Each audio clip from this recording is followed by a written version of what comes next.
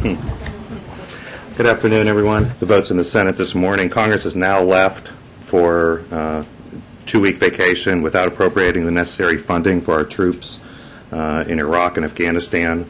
Once again, they tried to pass a bill that provides incremental funding, tries to micromanage the war from the halls of Congress. It includes an arbitrary withdrawal date, an aim that has absolutely no relevance to the significant successes we're seeing on the ground in Iraq. Without this critical funding, the Department will have no choice but to deplete key appropriations accounts by early next year. This situation will result in a profoundly negative impact on the defense civilian workforce, depot maintenance, base operations, and training activities. And critically, some of this funding was intended to do and meet one of the goals that, again, some of our critics say they want, which is the training of Iraqi forces to take over for coalition forces. That funding will not get there in time, and it will delay progress in that area. Questions? Yeah, you talked about money for Iraqi forces to take over from coalition forces.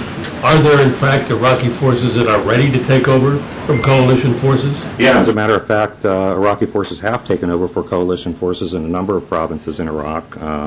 That has not progressed as quickly as we hoped it would, but the security that we're seeing from the surge is allowing us to make that progress. Forces that are ready to go, which would not be able to go unless they get the money?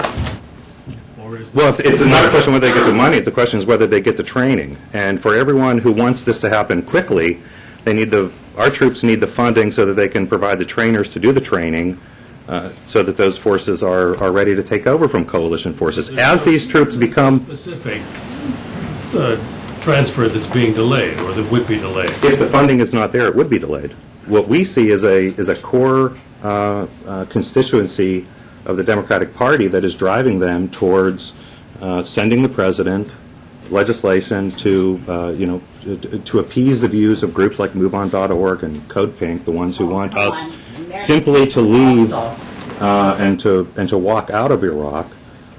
And that is that's not a view that's not a small difference. That's a pretty gaping difference. We don't believe that we should have an arbitrary withdrawal date from Iraq, especially in the face of the success that we have seen over the past few months. That is, fairly indisputable. Yeah, but look, the letter writing, the announcements from this lectern of things that might happen are all things that may happen.